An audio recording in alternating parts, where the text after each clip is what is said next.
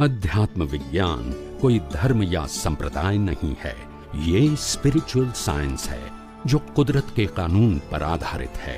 ये विज्ञान पूरे ब्रह्मांड के सभी रहस्यों को उजागर करता है और जीवन के सभी पहलुओं को समझने के लिए एक नई दृष्टि देता है। इसी को आर्ट ऑफ विजन कहते हैं, दुनिया को देखने की एक नई दृष्टि, जो अध्यात्म विज्ञानी परम पूज्य स्वामी श्री कमलेशानंद जी के निर्देशन में सनातन सत्य का अनुसंधान कर हमारे जीवन को प्रकाशित करे। जय सच्चिदानंद। કરીને અનુભવ કરવા મળે, માનવું આપણું જીવન ધન્ય થઈ ગયું।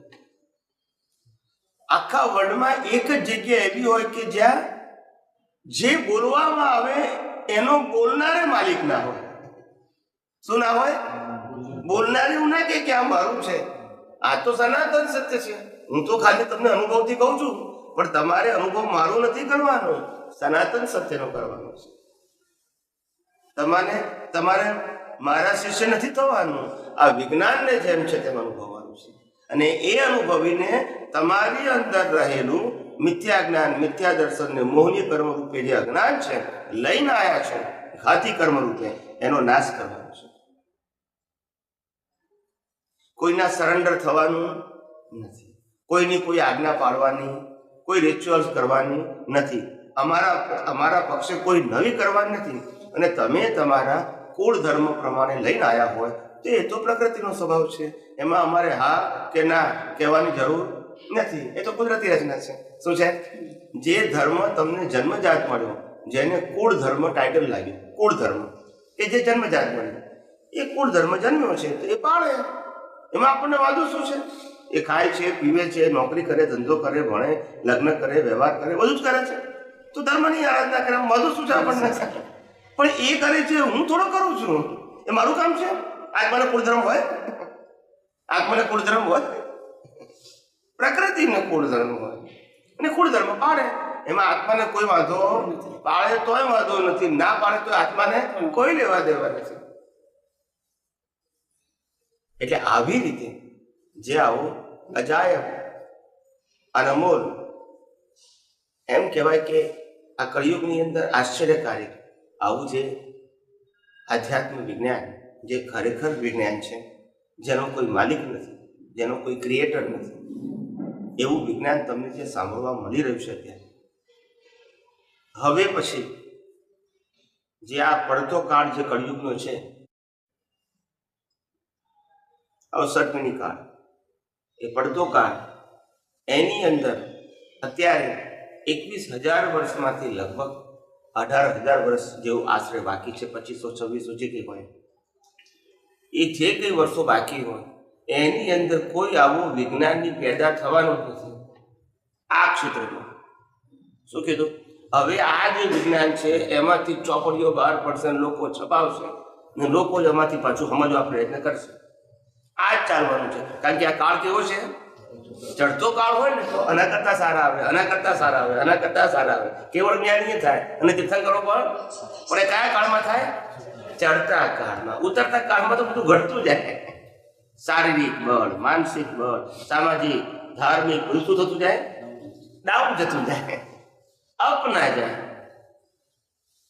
એટલે આ વિજ્ઞાન હવે આ ચાલુ રહ્યું છે, અને પંચમારા પછી તો ધર્મ પણ નથી, છઠ્ઠા આરામાં ધર્મ નથી, ત્યાર પછી પહેલો બીજો આરો આવે એમાં પણ ધર્મ નથી, સીધો ત્રીજો આરો આવશે ત્યારે સતયુગ આવશે। એ વખતે તીર્થંકર ભગવાનનો જન્મ થશે, પ્રથમ તીર્થંકર પદ્મનાભ પ્રભુ, ત્યારથી પાછો મુક્તિનો માર્ગ ચાલુ થશે। એટલે આવો આ વિષમકાળ છે, અને વિષમકાળની અંદર તમને જે આ વિજ્ઞાન સમજવા મળ્યું છે, સાંભળવા મળ્યું છે, બીજું કશું નહીં, મારે આ જગતનું સનાતન સત્ય મારે આત્મસાત કરવું છે, એ મારા જ્ઞાન દર્શનનો વિષય છે, એ મારા મન વચન કાયનો વિષય નથી। પતી ગઈ વાત, પછી કોને વાંધો હોય? આની વાત કરીએ તો કોઈને વાંધો આવે, આપણા જ્ઞાન દર્શનમાં શું છે, કોઈને શું વાંધો હોય? મહાવીરને કેવળ જ્ઞાન થાય તો બહાર કશું દેખાય? ના દેખાય, બહાર તો બધું અડધું લાગે ને, જે કંઈ છે એ અંદરની દશામાં ફેર છે. બાહ્ય તો જીવન એક સામાન્ય વ્યક્તિ જેવું જ હોય. એટલે કે મારો કહેવાનો મતલબ કે આવું વિજ્ઞાન જે તમને મળ્યું છે કામ કરી લે, બીજું કશું નહીં.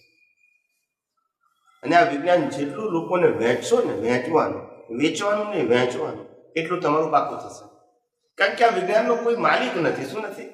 માલિક હોય તો આપણે કહીએ કે આપણે અમની વાત કરીએ છીએ. આ તો કુદરતના કાનૂનની વાત કરીએ, દરેકને કરવાનો અધિકાર છે.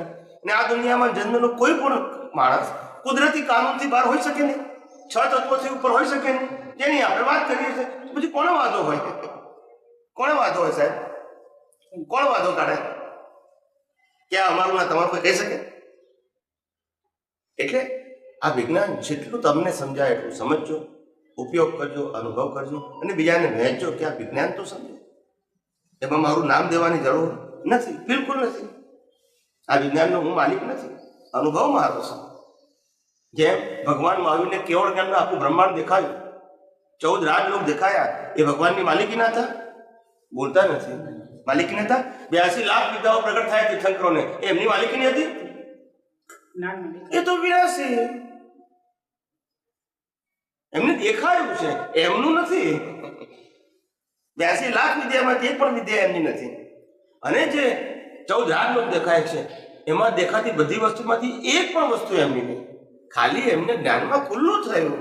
શું થયું? પણ એ માલિક કહેવાય? એવી રીતે આ વિજ્ઞાનના પણ અમે માલિક નથી અને કોઈ ના હોઈ શકે. શું કીધું? કોઈ ના હોઈ શકે. અનુભવ કરી શકે પણ માલિક નથી. માટે સનાતન છે. આ કેવું છે? સનાતન. એનો કોઈ બનાવનાર જ ના હોય.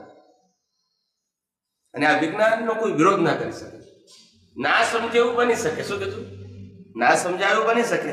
વિરોધ કયા આધારે કરે? એકની જગ્યાએ બીજું વિજ્ઞાન હોય? ધર્મની વાત કરો તો એકની જગ્યાએ બીજો ધર્મ આવે, ત્રીજો ધર્મ આવે, ચોથો આવે. બધા જ ઘણા પ્રકારો હોય. વિજ્ઞાનમાં પ્રકારો ના. વિજ્ઞાનમાં ક્યાં સ્વીકાર કરો, ક્યાં ના સ્વીકાર કરો. નથી સમજાતું, આટલું જ કહી દો. એનો કોઈ અપોઝ કરનારો દ્વંદ્વ ના હોય. વિજ્ઞાનમાં ધર્મમાં દ્વંદ્વ હોય, ક્રિયામાં દ્વંદ્વ હોય, ભગવાન ગુરુ બધામાં દ્વંદ્વ હોય. સનાતન સત્યમાં દ્વંદ્વ હોય નહીં. એટલે આવું આજે વિજ્ઞાન આપણે જે વાત કરી રહ્યા છીએ સવારના સત્સંગમાં,